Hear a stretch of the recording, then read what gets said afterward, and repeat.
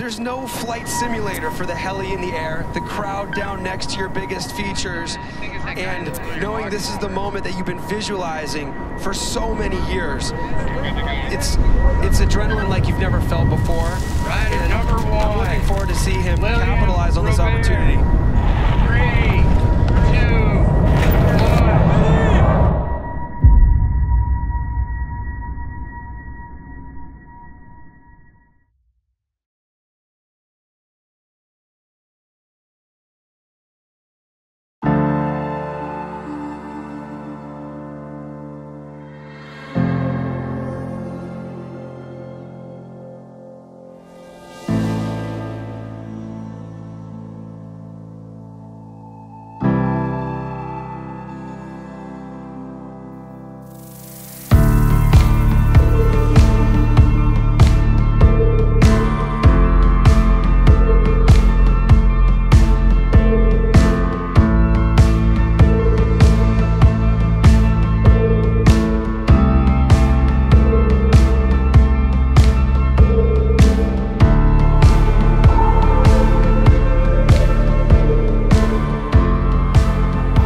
J'ai découvert le VTT tout bêtement, avec un ami qui lui faisait des courses de vélo de descente. Et c'est là, moi, où est-ce que je me suis dit, ça a l'air trop cool, est-ce que je pourrais pas faire ça?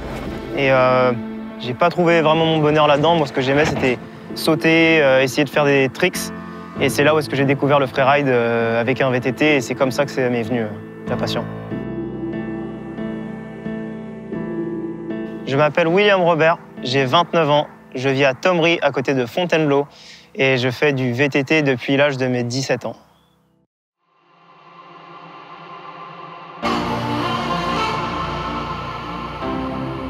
La région où je vis, c'est la campagne, c'est pas mal vallonné, c'est des forêts très très denses, avec beaucoup de rochers, des forêts de pins, et c'est très bien pour pouvoir rouler en bike. Donc j'ai construit mon terrain en 2018, donc maintenant 5 ans. Et c'est sur une petite colline que j'ai pu faire ça. Donc il y a suffisamment de pentes pour pouvoir me permettre de faire les sauts que moi je veux. Et il y a des drops, des bosses avec des rampes, du copeau, tout pour pouvoir s'entraîner. 1, 2, 3.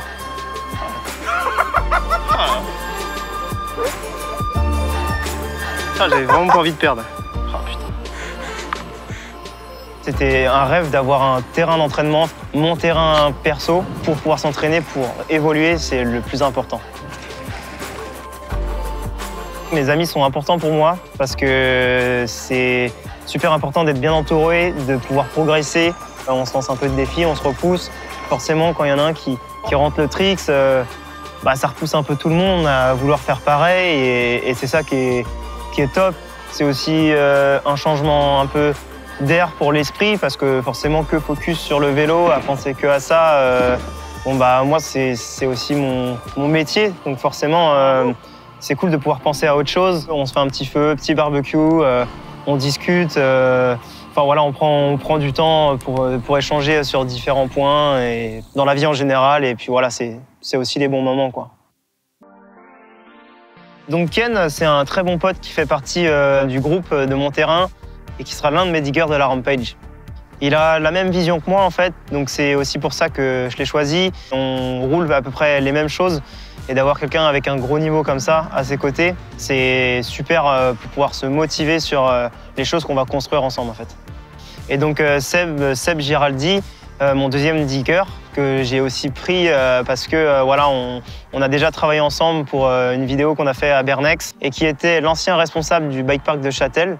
Donc il a une très grande habitude de construire des modules énormes. Donc c'est pour ça que je fais complètement confiance et que je l'ai choisi pour mon deuxième digger de la Rampage.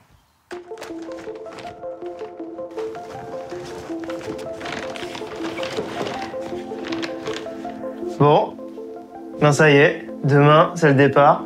Levé 4h30, direction Las Vegas.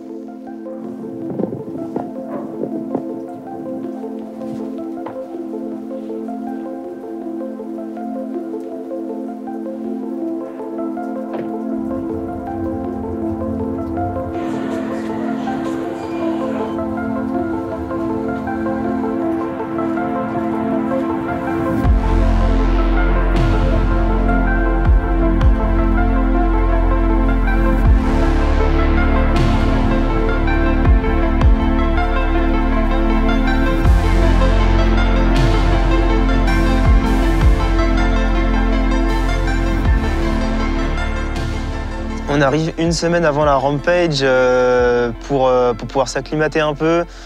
Déjà, le jet lag, la fatigue, tout ça, donc ça nous met un peu dans le bain. On commence par monter les vélos. On se lève assez tôt généralement pour profiter de la fraîcheur, parce que ici c'est le désert et l'après-midi il fait super chaud. Parfois le vent se lève et pour les tricks ça devient super compliqué. Donc ces premiers jours, moi ça me permet de m'échauffer comme il faut.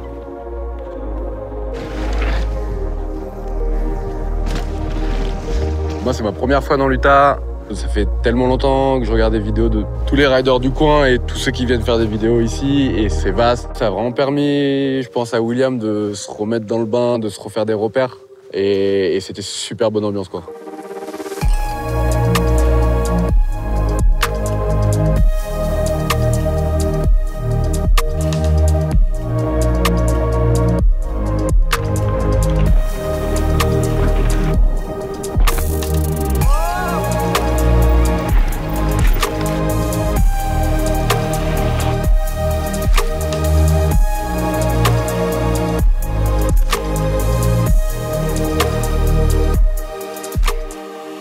On a roulé avec l'European Crew, Andrew, Louis, Godziek, les Européens qui étaient ici. On s'est fait beaucoup de sessions du matin, sessions du soir, comme ça on a pu en plus shooter les belles couleurs pour faire des belles images. Et non, c'était cool de rouler avec eux. Ouais. Bon, ça clôture la session. Hein. Les paysages ici, ils sont incroyables. Ces premiers jours se passent vraiment bien et je me sens bien à l'aise sur le vélo. Un petit casque tout neuf, spécialement pour la Rampage. Un petit Bell Full 10. Je pense que c'est assez classe quand même. Hein. C'est vraiment stylé. Et la deuxième surprise. Un petit bike tout neuf avec une peinture custom pour la Rampage. Ça, c'est vraiment la classe. Et c'est assez dingue. Vraiment. C'est la première fois pour moi. Je trouve ça incroyable. Donc à la fin de la première semaine, il y a Seb, le deuxième digger, qui arrive. Il est là, le deuxième digger. Il est là, le ciel. Comment? Bien? Ouais, ça va, nickel. Bien? Ça va? Ça va? Forcément, on l'a attendu parce que c'est un peu lui le boss.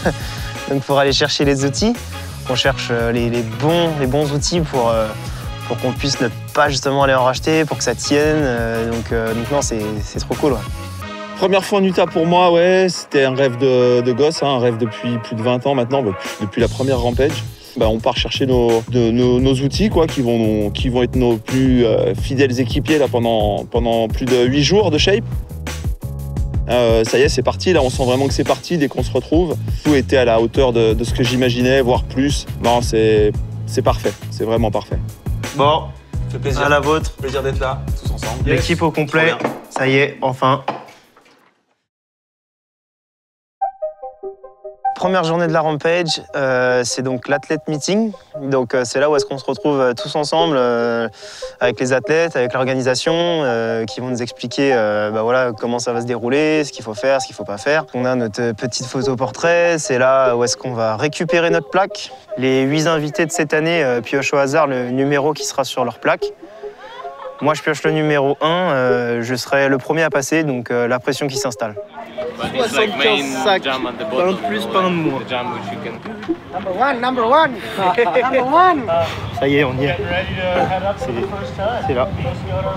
Et ensuite, une fois que ça c'est fini, direction le site de la Rampage. Donc on a une bonne après-midi sur le site avec nos diggers, enfin avec tout le monde pour trouver notre ligne. Je pense, Will, là, que sur le haut, là, il faut qu'on réfléchisse à... Là, ça va être partie raid. Tu vois, bien pilotage, comme tu sais faire, tu sais. Et à partir de là, on réfléchit à quelque chose de plus aérien. La ligne d'arrivée, je sais pas trop, on la voit pas parce qu'elle est cachée par un ridge. Mais elle est vraiment bien bas. Et là, on n'est qu'à la moitié du spot. Et puis la zone est très très grande, quoi. Ça va vraiment du ridge à là-bas, à ridge à tout là-bas avec le drapeau. C'est gigantesque. Le start, il est là-haut, là. En fait, les règles de base de la Rampage sont assez simples, hein. On est 18 riders. Il y a une zone de la montagne délimitée par des drapeaux. Et on doit trouver, imaginer et construire notre ligne à la main en une semaine, entre la porte de départ et la porte d'arrivée. Donc au début, c'est un peu compliqué parce que c'est quand même un terrain vaste. Il faut imaginer, il faut avoir de l'imagination. On se dit, ouais, là c'est pas mal, là c'est pas mal.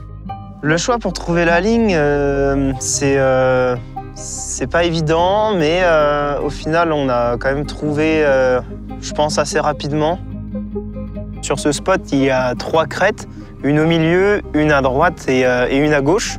Et nous, on décide de rester sur celle du milieu. Seb, c'est un grand chapeur, et puis ben, voilà, il voit des choses que forcément moi je vois pas. Et puis ben, Ken pour moi c'est pareil, il pousse un peu en disant non mais ça se fait, ça se fait pas. Donc forcément pour moi c'est important d'avoir les deux. Tout seul ça sera vraiment pas pareil. Donc le concept de digging pour la Rampage, c'est un rider qui vient avec 2 shapers choisis par lui-même, et ils ont 8 jours pour construire une ligne. Ou tu fais seul, ou tu t'associes avec d'autres riders. Au tout départ, on est associé avec Jackson Riddle, et ensuite on est tout seul jusqu'en bas. C'est très impressionnant, c'est super raide, et puis il y a 18 riders à caler là-dedans. Est-ce qu'il y a déjà un mouvement de terrain qui va nous permettre de gagner du temps? Parce que on n'a pas de pelle mécanique là, hein. C'est tout nous, c'est tout à la main. Il faut essayer de jouer un petit peu avec ça, et puis une fois qu'on a décidé du cheminement, ouais, on y va quoi, c'est parti.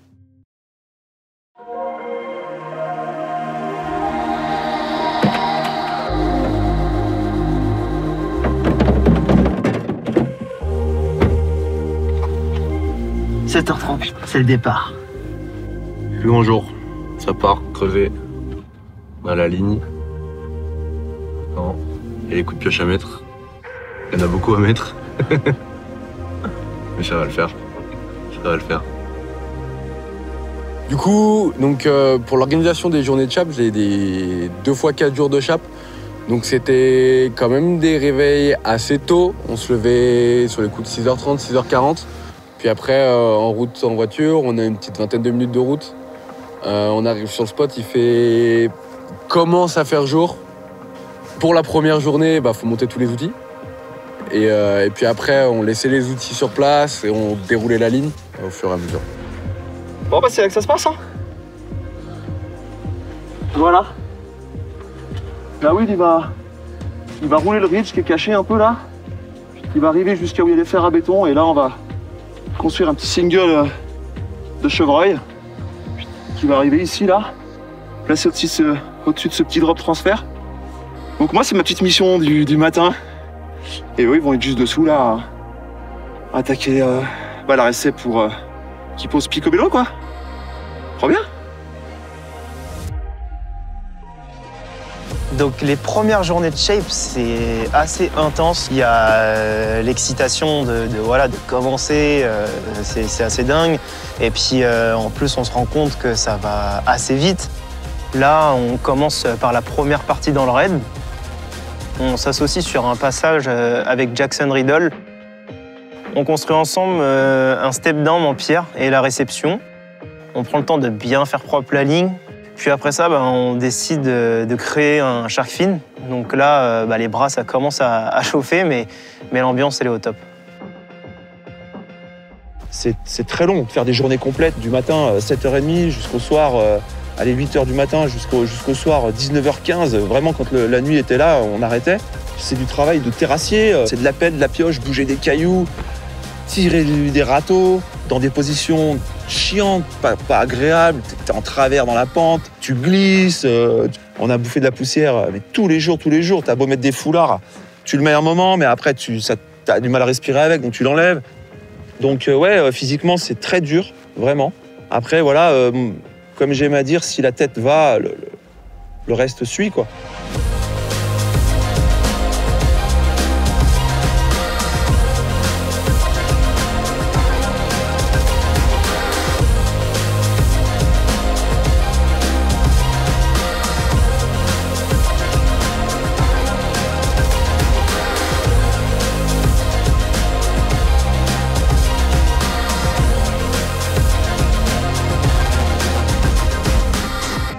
Ça avance vraiment, vraiment bien. Quand tu regardes un peu par rapport aux autres, c'est cool. On arrive quasiment pas en bas, mais à la première partie. Du coup, c'est archi bien, surtout qu'on a fait quasiment comme une ligne neuve. On fait que des trucs nouveaux, on reprend rien, donc ça fait beaucoup plus de travail. Content de Ken, content de Seb. Ils bossent à fond. Hein. Heureusement qu'ils sont là. Parce que c'est pas facile. Hein. Assez souvent, avec Seb, on prend le temps de se poser et de réfléchir à ce qu'on va faire pour la suite. On essaye d'imaginer la bonne taille, la bonne orientation, le bon passage où il faut aussi évaluer le travail par rapport aux jours restants. Et forcément, il y a beaucoup de choses à prendre en compte. Hein.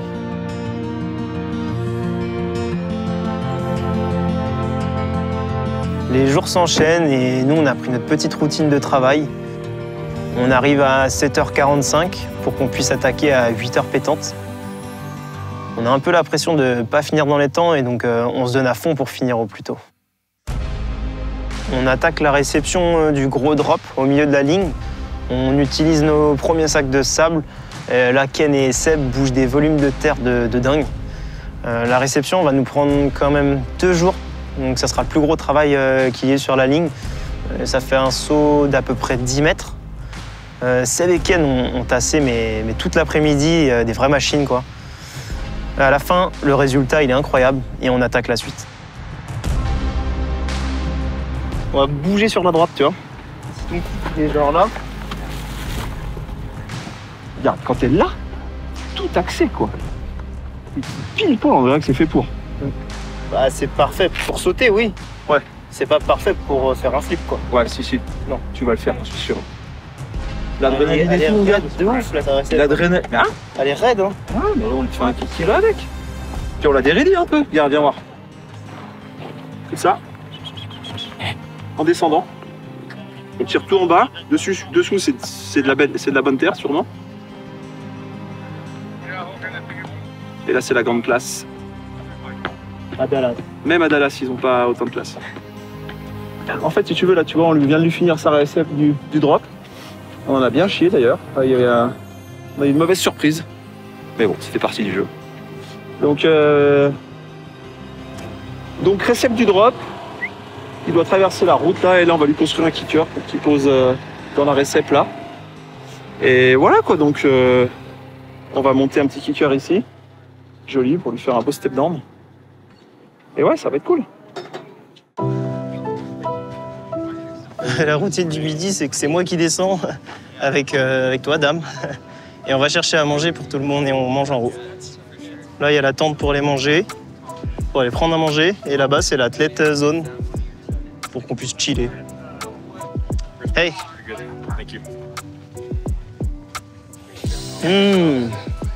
Oh là là, ça va être trop bon.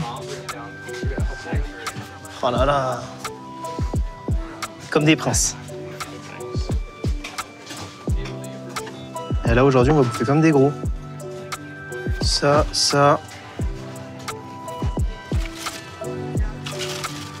Le rituel de Seb. Le petit café. Photo bomb here. Yeah. Here's Rob. With the legend. With the legend. He's a legend. No, you are the legend. No. Are you kidding me? Yeah. You are a fucking legend.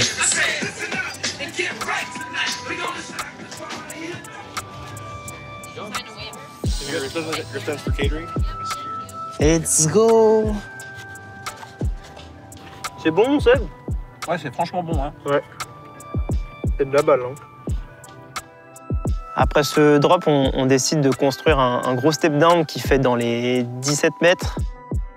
On utilise nos derniers sacs de sable pour faire comme un coffrage et on remplit de terre. On passe je ne sais pas combien de sauts de terre pour remplir ce kick. On monte un kick de 1,30 m de haut sur 1,50 m de large. Et on finit par la jonction entre le drop et le step down. On aura mis 2 jours et je suis vraiment très fier du résultat.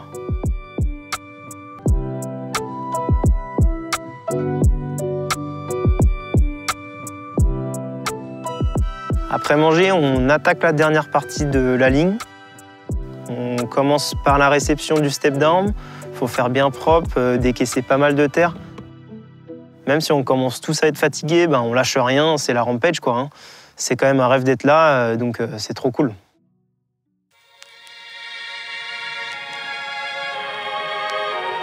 Bah aujourd'hui c'est mardi, donc 3 jours avant la finale. Et puis on a bientôt fini la ligne. Je me sens fatigué, j'ai mal aux mains, j'ai mal partout. Et puis en plus on va faire les premiers essais aujourd'hui. Et puis voilà.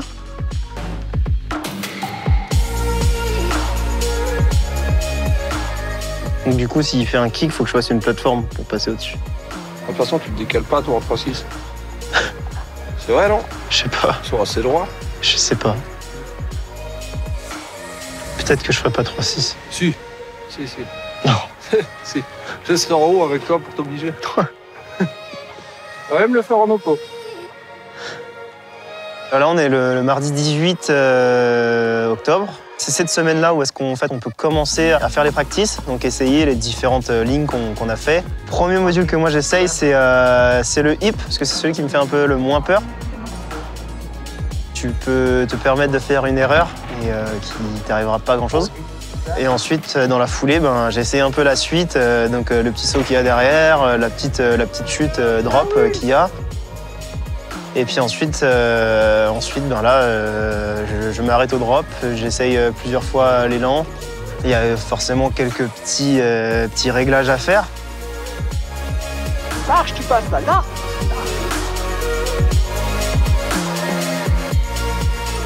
Il a de suite été à l'aise. Dès ses premiers essais, il mettait du steez. C'était prometteur pour le reste de la ligne.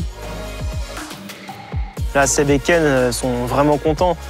Pour eux, c'est une grande satisfaction. C'est la validation de toutes les journées de travail. C'est ce qu'on a construit marche parfaitement. Après le premier essai, je décide d'en refaire quelques-uns supplémentaires. D'un coup, tu vois passer un mec qui passe au-dessus, là, puis qui remonte, puis qui repasse, Et là, tu rentres, t'es content, quoi. Tu vas manger un bout, t'es relax parce que il se met un gros tir, 16,50 m, le plat.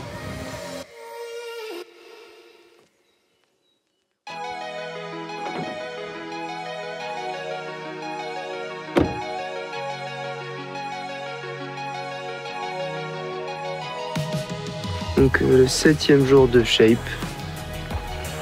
Et ça va le faire. Avant-dernier jour de shape, on décide de reprendre un ancien bout de ligne qui est sur le bas. On transforme une table en gros roller pour que je puisse l'absorber. L'idée, c'est vraiment d'apporter un peu un style en bas de cette ligne. Et comme toujours, Seb il fait les choses bien et il nous apporte la petite touche du désert. Et après ça, on attaque la dernière grosse double. Donc on trouve l'emplacement où ça fait pas une bosse ridicule et qui puisse quand même être à l'aise dessus. Et puis on finit ça pareil, on finit de monter le kick le soir, là, je sais pas, 6 h. La récep, je vais vite dedans, Ken finit de nettoyer autour du kick. On va voir Will, bon allez, tu roules un peu. Ouais, ok, je vais rouler un peu, puis tac, allez, il enchaîne tout et là c'est du bonheur.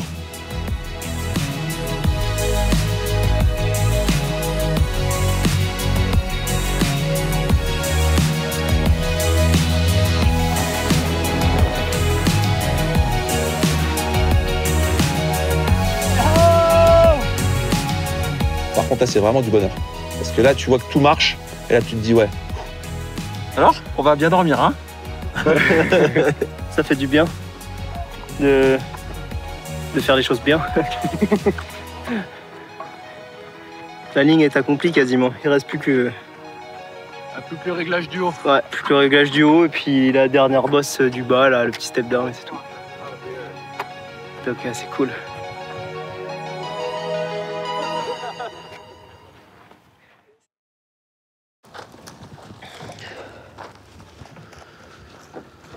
Aujourd'hui, c'est le dernier jour de shape et dernier jour pour s'entraîner un peu, pour tout régler, pour les ajustements.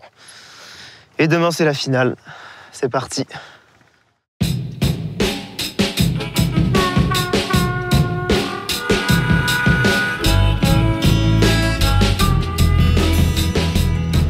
Dernier jour avant la finale, on finit le dernier jump de la ligne, ça nous prend quelques heures. Et ensuite, j'attaque mes échauffements sur la partie basse de la ligne.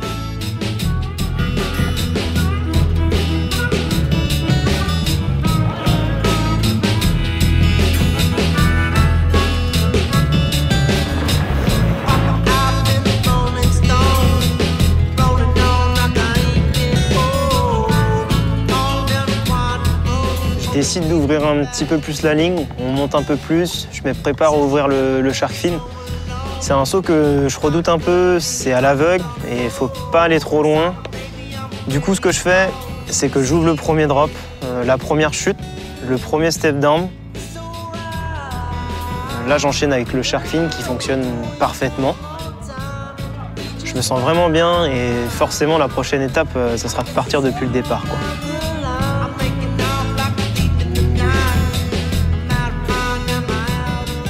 Je décide de faire une ligne top to bottom pour me mettre un peu dans le bain.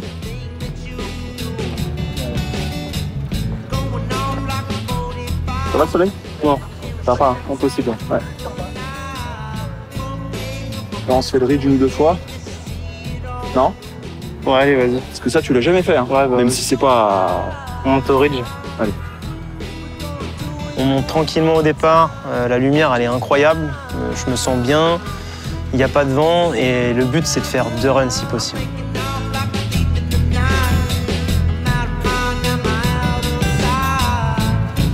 Par le premier, mec.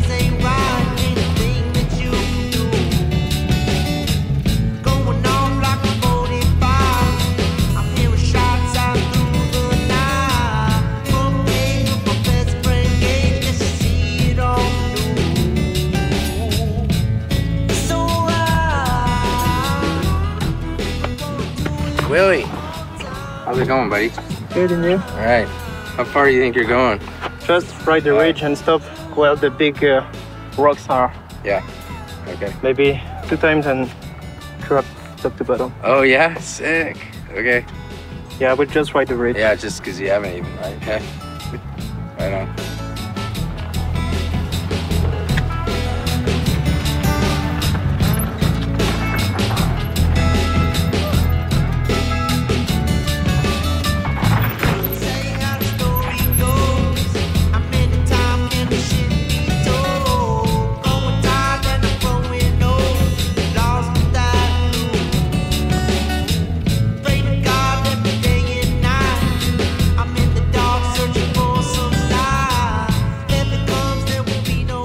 Parfait, c'est top. Je sais pas si vous vous rendez vraiment compte là, Je sais pas si vous vous rendez vraiment compte là. Là c'est où il y a le becquet devant nous là. Si tu tombes à gauche, c'est foutu, tu tombes à droite, c'est foutu. Hein. C'est vraiment pas. Ouais. C'est vraiment pas la petite balade du dimanche. Hein. Peut-être pour ça c'est vendredi, demain. Non, c'est cool. Je me retrouve à en faire au final 2 top to bottom. Et le dernier qui était quasiment dans la nuit totale. Donc ouais, c'est assez incroyable, quoi. J'étais je pense, l'un des premiers avec d'autres à ouvrir la top to bottom. Parti d'en haut, j'arrive en bas, tout fonctionne. Je passe pas la ligne d'arrivée parce que pour moi, je sais pas, il faut pas. Mais j'arrive juste devant et je me dis, ouais, c'est assez incroyable. Donc c'est satisfaisant, quoi. Good. Looking sick, dude. Thank you. Fuck yeah. Stoked. Thanks a lot, man. Killing it. You too.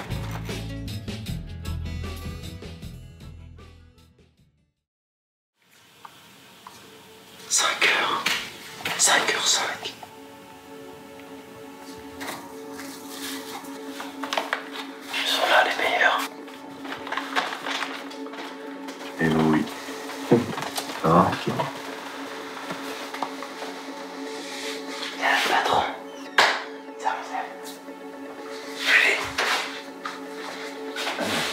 Donc lever 5 h du matin pour être sur le site à 6 h 30. Et là forcément, Un petit peu de stress, mais pas plus que ça. C'est plus une concentration. J'ai pas envie de louper quelque chose. C'est la première année, j'ai envie de faire les choses bien. On arrive sur le site. Forcément, là, le stress monte un petit peu. On voit tous les gens qui arrivent. Il y a tous les gens de la télé. Enfin, voilà, il y a tout ça, mais on reste quand même assez focus. Et on commence par des practices. Donc là, on a 2 heures de practice à peu près. Là, je décide de faire une ligne top to bottom, je crois. Ça te va ou pas? Je pense que c'était pas mal. Hein. Après, si tu veux 3-6 drop, là, il y a trop de vent. Hein. Ouais. T'as vu que t'es en... Ah oui, t'as vu ta trace de celle-ci, ta trace, elle est pas tout à fait au milieu, elle est un peu à gauche. Donc si tu veux y aller pour un 3-6 drop, faut que tu le décales un petit peu à droite au départ. Parce que tu vas revenir à l'intérieur. C'est le jour J, donc il y a un stress qui est différent. Il y a de l'attente, beaucoup d'attente. Est-ce que tout va matcher d'un coup?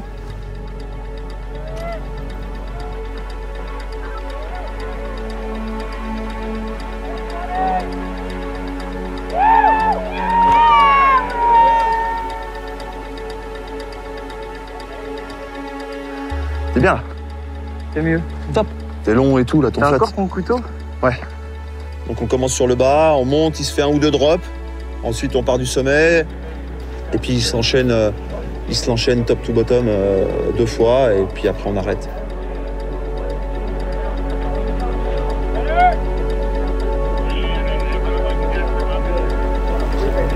What we're going to be looking at, we got 600-foot tall mountain actor, and you guys have tons of walk.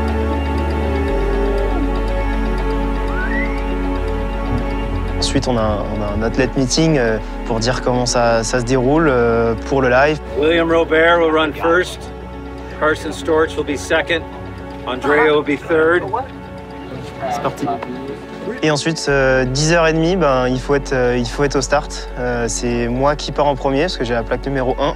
Plaque numéro 1 tirée au sort, rookie, français, aux États-Unis, Rampage. Ça fait beaucoup de choses à gérer quand même.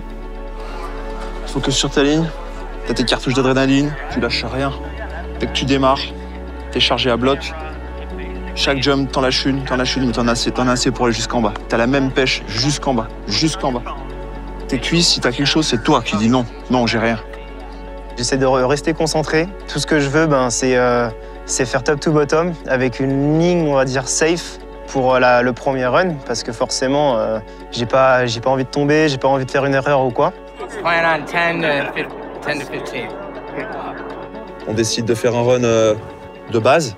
Ça veut dire avec 2 flats dessus, peut-être un no-foot can à un endroit, mais c'est pas top, mais quand même il le garde dans sa tête. Ça c'est notre premier run, avec du style, histoire de décompresser. Ça joue? Te gêne ou pas? Non? Non, c'est bon, on la voit pas là.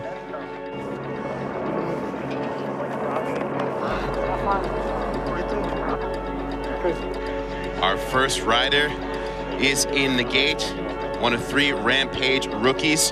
For France's William Robert, riding Red Bull Rampage has been a dream for him for a long time, and he's leading the charge for a new generation of European freeride mountain bikers. Quand il y a le gars en haut qui dit ton nom avec le top départ, moi je voyais ça, j'étais derrière la télé, j'étais dans mon canapé. J'étais pas en haut sur la plateforme à me dire merde, c'est moi qui est là. It's adrenaline like you've never felt before. Rider number 1. I'm looking forward to see him capitalize on this opportunity. 3, 2, 1. Here he is. Willie Bob. Brad, all right. So dropping in riders right from the start gate. He's going to dive off this ridge. And one impressive thing for a rookie as well is he's come up with some new features that people haven't seen before. I really love watching him slash down this steep chute.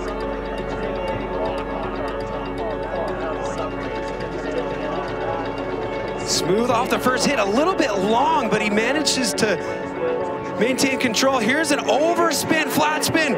Wow, digging in a little bit, but luckily he doesn't need all the speed to connect to this flowy section here. He's going to be able to reset before the next big feature on his line, which will be a flat drop. Big question is, what's he gonna do? Okay, smooth straight air off the flat drop. It's a new trick jump that he set up after this scrubber here. Big flat spin, trademark William Robert style on that flat spin.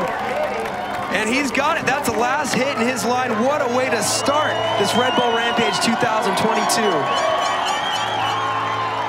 Puis bah, là, c'est assez dingue, quoi. Tu passes l'arche, ça y est, on y est, quoi. C'est la Rampage. Je viens de descendre de tout en haut, il y a toutes les caméras. C'est une satisfaction de dingue, quoi. D'arriver en bas, d'être à la Rampage, c'est incroyable. Incroyable. Ensuite, il y a les juges qui vont annoncer le score, tout ça. Je fais 57 ou 58, je sais plus vraiment.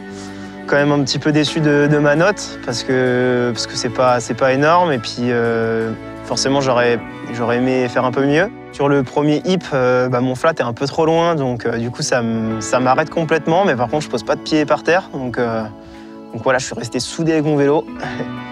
Donc là pour le deuxième run, c'est de se dire il va falloir faire des choses supplémentaires sur différents modules. Donc c'est que des choses que j'avais pas fait au practice, donc là forcément c'est qui tout double. Et là on remonte pour le deuxième run.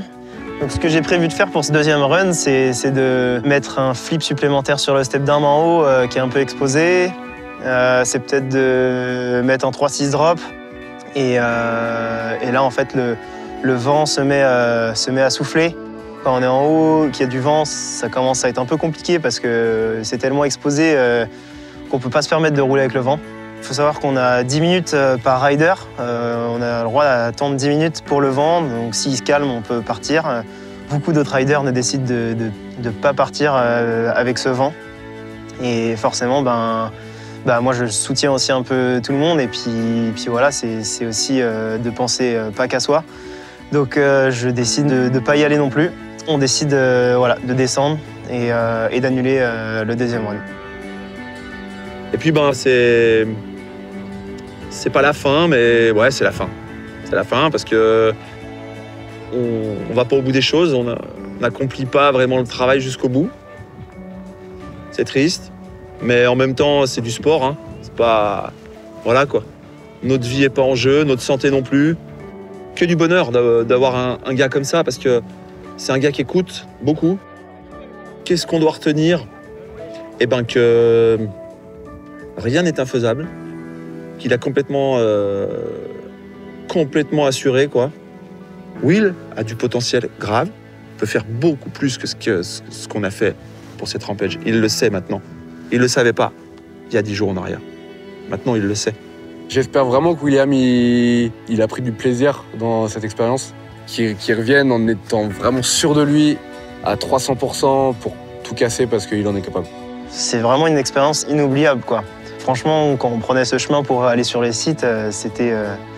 je sais pas, c'était pas possible. Pour moi, j'étais encore dans un rêve à pas me réveiller et voilà. Et là, en fait, on a vécu tout ça, donc il faut jamais rien lâcher pour pouvoir vivre ses rêves, quoi. C'est ce que j'ai toujours fait et c'est ce que j'ai toujours rêvé et la preuve que rien n'est impossible, en fait. Pour moi, le vélo, c'est une grosse partie de ma vie et voilà, je me vois pas sans. Enfin, quand j'en fais pas, j'ai l'impression qu'il me manque quelque chose. Donc forcément, je pourrais pas m'arrêter comme ça et c'est ça qui me motive, je pense, le plus à continuer et de prendre du plaisir, de créer des nouvelles choses. Ça m'a vraiment encore plus motivé à me dire, voilà, si tu veux revenir, va falloir qu'il y ait encore plus d'agnac sur ton bike. Ça a été pour moi un rêve dans un premier temps, mais maintenant, j'ai envie de montrer que je peux en faire bien plus. Et puis j'ai déjà quelques projets en tête sur quoi travailler. Ouais.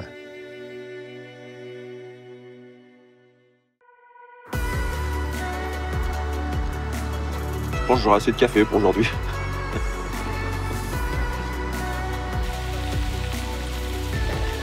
Will, les oignons?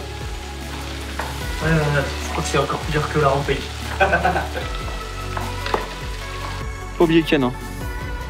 Ken avec ses lunettes de soleil. La bête! Un petit mot. Bon. Voilà, faut pas se la pédale à... Ouais, je me casse. Qu'est-ce que tu penses des couchers de soleil en Utah? Je pense que les couchers de soleil en Utah, eh ben, disent qu'on va bientôt aller boire la bière. C'est surtout ça qu'ils nous disent.